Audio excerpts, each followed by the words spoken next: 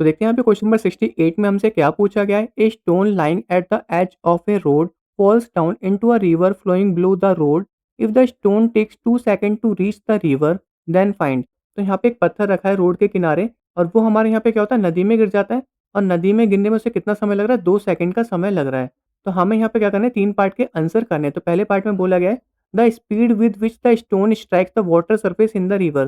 तो यहाँ पे जो स्टोन है उसकी यहाँ पे स्पीड कितनी होगी वो हमें यहाँ पे बताना है। और उसके बाद हमें यहाँ पे क्या बतानी है, एवरेज स्पीड बतानी है जब यहाँ पे स्टोन क्या होगा, पूरी तरीके से नदी में गिर जाएगा। तीसरा हमें यहाँ पे क्या बताना है, रोड और रिवर के बीच की हाइट बतानी है। तो करते हैं यहाँ पे इसको सॉल्व। तो सबसे पहले जो हमें यहाँ पे गिवन है वो हम यहाँ पे देख लेंगे। तो हम यहाँ पे पहले वाले पार्ट की बात करें तो पहले वाले पार्ट में हमें क्या बताना था, स्पीड बतानी थी। तो स्पीड को हम यहाँ पे क्या करेंगे, वी से डिनोट करेंगे। तो इस समय जो हमारे यहाँ पे इनिशियल वेलोसिटी होगी वो हमारे यहाँ पे क्या होगी, जीरो होगी, क्योंकि जो हमारा पत्थर है वो हमारे रोड के किनारे क्या है, रेस्ट पोजीशन पे रखा हुआ है। तो इनिशियल वेलोसिटी 0 हो गई। टाइम यहाँ पे उसे कितना लग रहा है, 2 सेकंड का समय लग रहा है नदी तक पहुँचने में। और जो ग्रेविटी हम लेंगे वो हम यहाँ पे क्या लेके चलेंगे, 10 मीटर पर सेकंड स्क्वायर।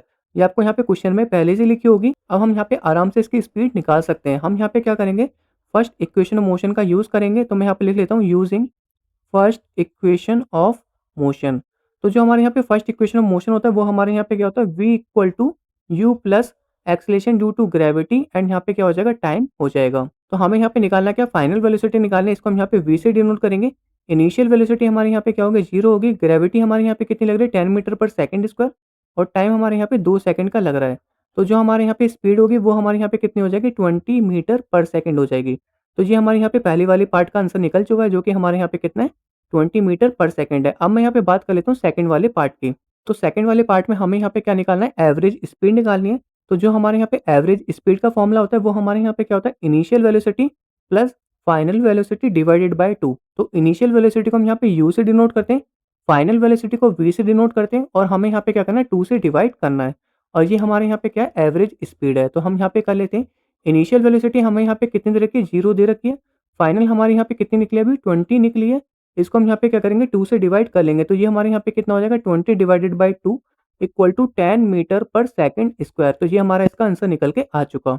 तो ये हमारी इसकी एवरेज स्पीड निकल के आ चुकी है। अब मैं यहाँ पे बात कर लेता हूँ थर्ड पार्ट की। थर्ड पार्ट में हमें यहाँ पे क्या बताना है, हाइट निकालनी है।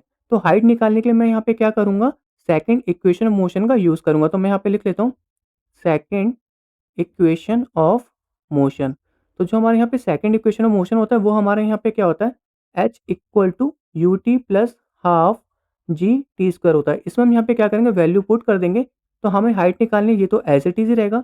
इनिशियल वेलोसिटी 0 होने की वजह से ये पूरा 0 हो जाएगा, प्लस हाफ ग्रेविटी हमें यहाँ पे 10 रखी है और टाइम हमें यहाँ पे कितना रखा है, 2 सेकंड का दे रखा है। तो ये हमारे यहाँ पे क्या हो जाएगा, 2 2 जा 4 हो जाएगा, क्योंकि टी स्क्वायर दे रखा है।